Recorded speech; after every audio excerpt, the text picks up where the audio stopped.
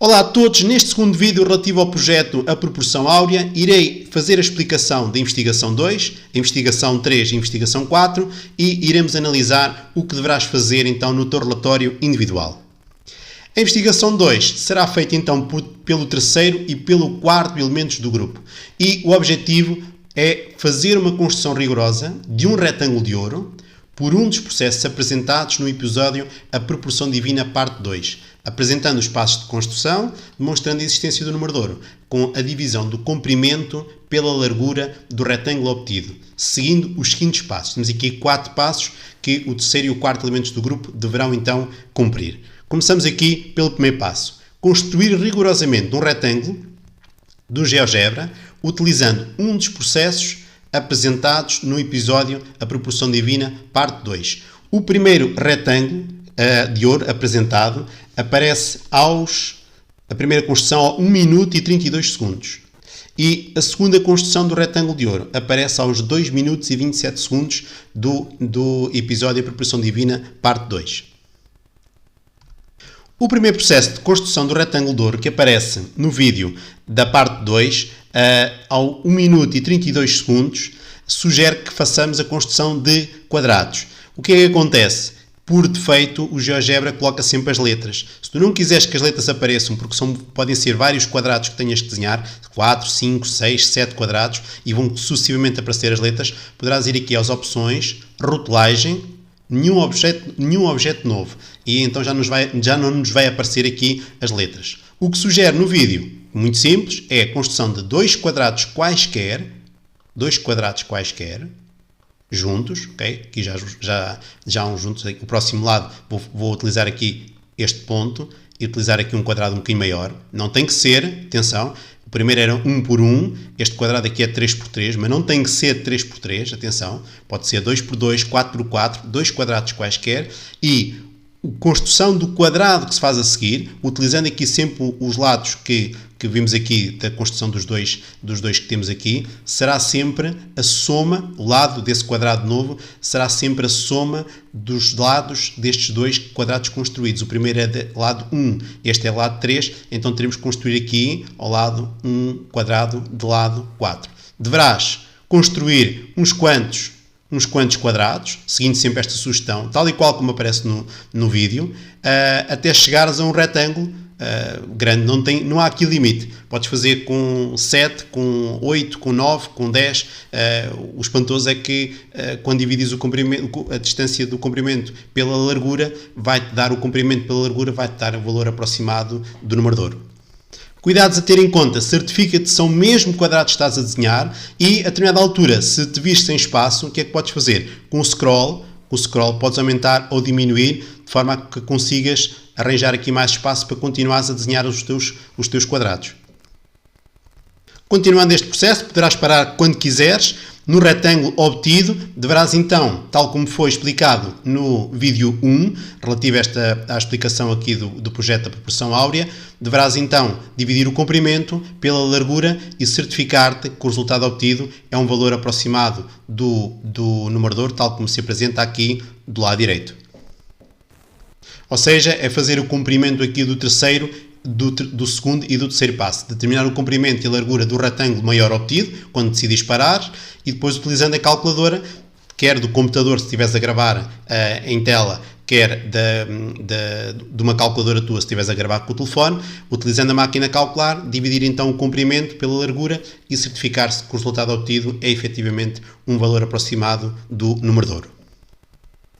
Na investigação 3, recorrendo novamente ao primeiro e ao segundo elementos do grupo, deverão investigar e apresentar exemplos onde o número de ouro e o ângulo de ouro, o número de ouro ou o ângulo de ouro, se encontram na natureza, apresentando fotografias, vídeos que apresentem a existência do número de ouro ou do ângulo de ouro, neste caso na natureza. Por isso, cada elemento do grupo, efetivamente, só vai fazer 2 investigações. O primeiro e o segundo elementos do grupo fazem a investigação 1 e a investigação 3, e o terceiro e o quarto elementos do grupo farão a investigação 2 e a investigação 4. O que se pretende, e atenção, isto é importante, em qualquer uma das investigações, os dois elementos que estão, que fizeram o trabalho, têm que aparecer os dois a fazer a explicação. Senão, não se consegue perceber se foi uma pessoa, se foram as duas que fizeram. Por isso, os dois terão que, inevitavelmente, entrar e fazer a apresentação. O que quer dizer que, neste caso, como está aqui a dizer plural, terá que ser pelo menos um exemplo para cada. Pode ser fotografias, onde vocês veem e investigaram a existência do numerador na natureza. Pode ser com recurso a uma parte do vídeo e deixarem essa parte do vídeo também como exemplo, mas terão que ser os dois a apresentar. Provavelmente aqui um mínimo será apresentar um exemplo, um primeiro elemento do grupo, outro exemplo, o segundo elemento do grupo.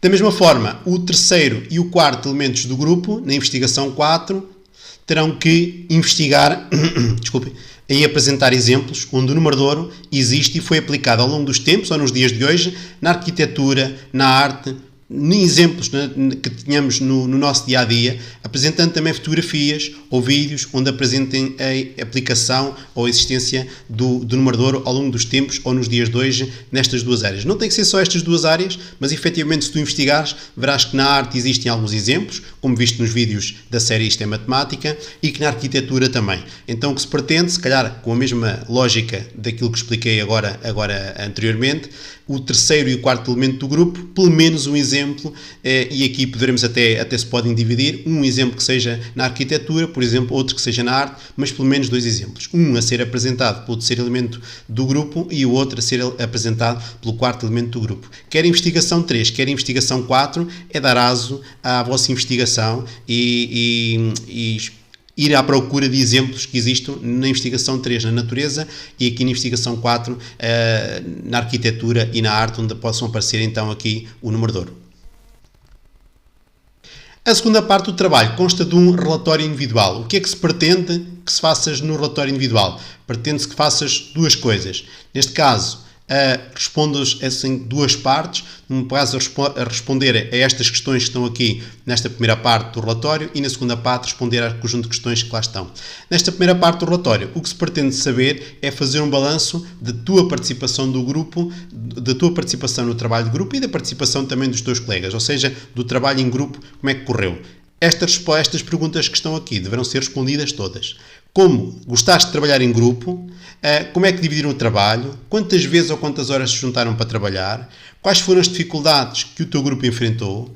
Como é que descreves o teu empenho no grupo? Qual foi o teu maior contributo para o trabalho de grupo? E se destacou algum elemento no grupo pela positiva ou pela negativa? Não terás que fazer uma resposta pergunta a pergunta, poderás fazer um texto a envolver aqui. Isto pretende-se que aqui neste caso se consiga ter uma visão de como é que o trabalho decorreu, como é que foi organizado, que se juntaram inicialmente, se depois distribuíram as tarefas pelos pares, que se juntaram no final, como é que fizeram. Poderá aqui haver várias estratégias e planeamento, e é importante perceber-se aqui neste caso como é que foi feito esse planeamento e como é que foi feito o contributo de cada um dos elementos do grupo. A segunda parte do relatório pretende-se mais ir ao fundo do aprofundamento dos conhecimentos aqui do numerador. É o que aprendeste, o que é que este trabalho te fez aprender, o projeto ajudou a conhecer-te melhor o numerador, sentiste dificuldades de alguma parte do projeto, o que passaste a conhecer sobre o numerador para além de saberes que era um número racional. Pronto, o que se pretende aqui é perceber o impacto que o projeto teve na aprendizagem de um simples conteúdo, que é apenas um número irracional, mas como irás fazer a tua investigação, verificarás que tem inúmeras aplicações. Aqui pretende-se perceber esse impacto. Respondendo a estas questões, da mesma forma, não respondas, se não quiseres, às perguntas, pergunta por pergunta, poderás fazer um texto que vá abarcar então estas questões que são aqui colocadas. Tal como foi explicado no vídeo 1, a avaliação será feita no domínio dos números de operações e no domínio resolução de problemas e na área dos números e operações e no domínio comunicação matemática e na área números e operações. Se fores algum do primeiro ou segundo elemento do grupo, o trabalho será avaliado de acordo com os descritores e outros aspectos que possam ser discutidos depois em aula pelos professores. Se fores alguém do primeiro ou segundo elemento do grupo no trabalho desenvolvido na investigação 1 e na investigação 3. Se fores alguém do terceiro ou quarto elemento do grupo, a avaliação será feita de acordo com os descritores do trabalho que desenvolveste e daquilo que apresentaste na investigação 2 e na investigação 4.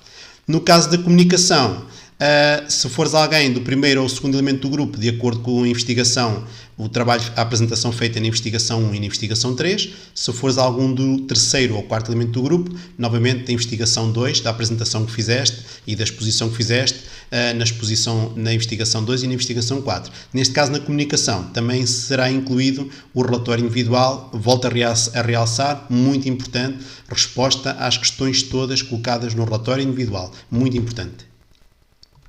Umas últimas notas importantes. Deverão juntar-se logo na primeira semana, fazer um planeamento. Primeira reunião com todos, quem é o primeiro, quem é o segundo elemento do grupo, quem é o terceiro, quem é o quarto. Estabelecer um plano de trabalho, quando é que os pares se irão juntar, quantas vezes, todas as semanas, provavelmente parece-me que será uma boa opção. Depois, fazer um guião, por exemplo, que poderá servir como orientação e para a leitura, uma vez muito importante, que não deverão aparecer no vídeo, apenas a voz, com a explicação, por isso esses guiões poderão ser importantes e servir como leitura daquilo que vocês irão apresentar. Para tal, como não vão aparecer, deverão apresentar-se sempre. Cada vez que começarem a falar, deverão apresentar-se para se perceber quem é a pessoa em questão que está a fazer a apresentação. Como será feita a gravação? Deverão definir isto numa primeira reunião. Se é de telefone, se é gravação de tela e em que data é que se juntarão para fazer a edição de vídeo, que será para o final, será a reunião final que vocês terão. Por isso esta questão do planeamento muito importante. Umas últimas observações. Quando se podem utilizar a aula de apoio para fazer a planificação e a organização do trabalho, com a ajuda do professor, que estiver a dar o apoio. Todas as dúvidas devem ser tiradas com os professores. À medida que elas forem surgindo, deverão dirigir-se aos professores para tirar as dúvidas e será feito um acompanhamento por parte dos professores, periodicamente, para perceber, dentro do grupo, como é que o trabalho se está a desenvolver, para tentarmos colmatar algumas dificuldades que possam ser sentidas. E, por último, muito importante a gestão do tempo. Daí o planeamento ser determinante para o cumprimento das etapas todas, porque o tempo também não é muito e é importante fazer este planeamento. E é tudo, até o próximo vídeo.